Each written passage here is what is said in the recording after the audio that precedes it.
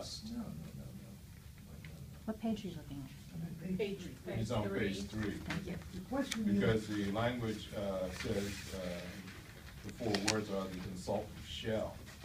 Right, no, that is not the issue. If Mr. Coyne's interpretation is correct, I'm happy. Because it's addition to, I don't have any problem with that. The question is, does this language and the way it's written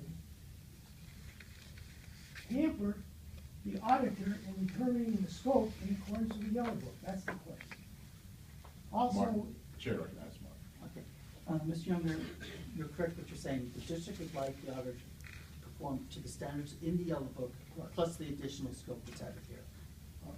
so all I'm pleading is, this doesn't say that here. Yes. And when the contract is written, also when you go above where it's talking about the state constitution requiring the yellow book, that is incorrect. The citation here, the Constitution only requires an audit, and the additional statute which implemented the proposition to amend the Constitution required the yellow book. So technically, the language is incorrect.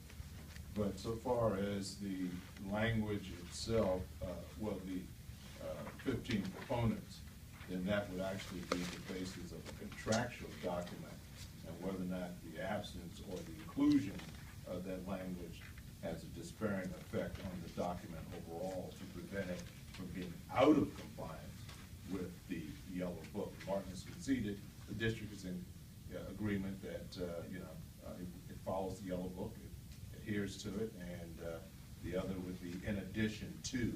So the in addition to would fall into its merit, whether or not it's inclusive contractually, as opposed to being outside the document.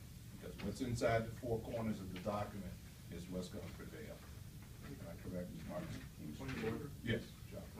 Basically, Mr. Jungherr is making a public comment, so maybe it'd be more efficient if he went through his whole public comment and raised his points, and then Martin can take notes as he goes through if he wants to do the traditional thing where staff respond to questions from public comment, and then we get into arguments. Does that sound good? That's fine. Okay, that's fine. But that was one question. But the chair does not want the overwhelming inference that what is being said is by all means fully adjudicated at this table and by this body in regard to the documents that are here. There's probably another forum for that, but we will give it the proper adjudication here. Yes, Chairman. Just want to, Anton, he's saying that on page 3, under property and audit, the word yellow book is that he's making. Is that what you're saying? What you're saying? Well, he references the, 15, Code 15286, which is what refers to these accounting standards. So, he's got the reference in there.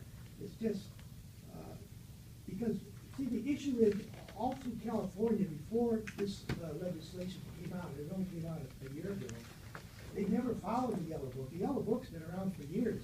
But a school district in California never followed it for the performance audit. They did fiscal audits. They go in and look at the finances and see if they were spent, and that's it. That is not a performance audit. So we went in and had the legislature amend the law to require a performance audit under the yellow book.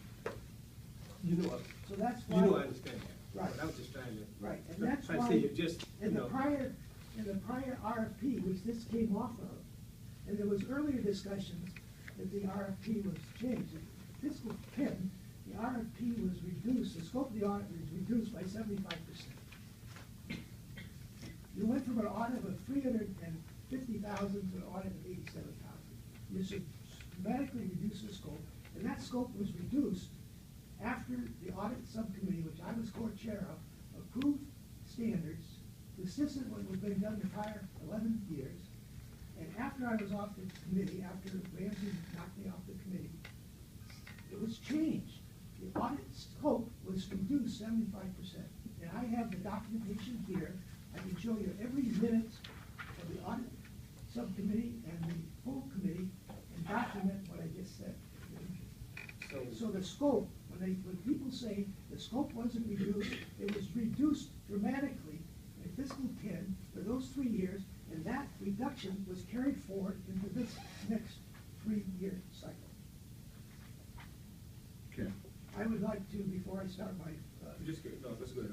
Okay. I'll get you. All right. before I start Keep going. my All right. formal Anton, report, second. I want to acknowledge Mr. Coyne's pending retirement at the end of this year.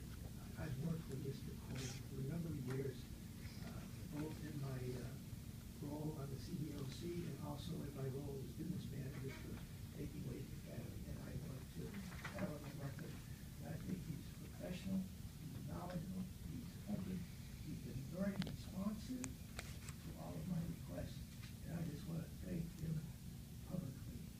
He may have, professional differences, but he's a good person. Duly noted. Nice. Cheers. Point of order, that's not germane to this agenda. Please continue.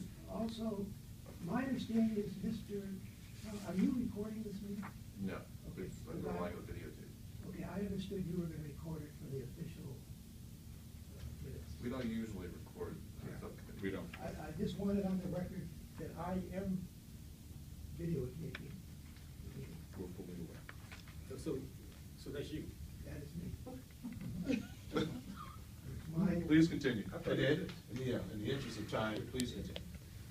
I think the scope of the fiscal year 14-16 performance audit should be comprehensive because of the following recent events. 1, July 1 separation of the associate superintendent for operations Bill Fay at a cost in excess of $250,000.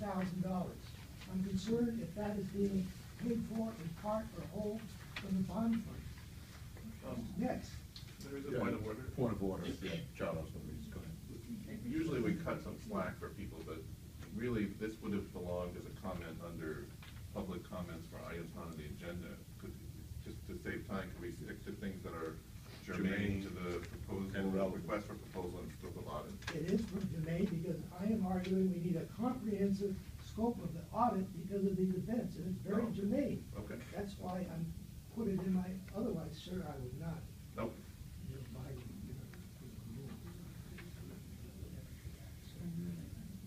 Continue. It was a receipt on or about August 1 of a subpoena from the Securities and Exchange Commission regarding documents of the district's general obligation bonds from 2009 to 2013. There was a receipt on or about August 1 by President Charles Ramsey of a subpoena from the Securities and Exchange Commission. And I'm on this document, right? I'm on page 2. There was a receipt on or about August 1 of certain members of the district's financing team, that's subpoenas. Also, on or about October 1, certain district consultants and advisors received subpoenas from the Securities Exchange Commission. We don't know who those are. I made a public request, and I got an answer. On August 11th, the Board of Education in closed session hired Mr. Ramsey's brother to represent him in the Securities Exchange matter at an unknown cost, not knowing where the funds are coming from and whether they're coming out of the bond funds. On August 11th, the Board of Education closed session agreed to settle the warrant litigation. The litigation cost on that was over $2 million, which all came out of the bond fund. On August 13th. What is that for?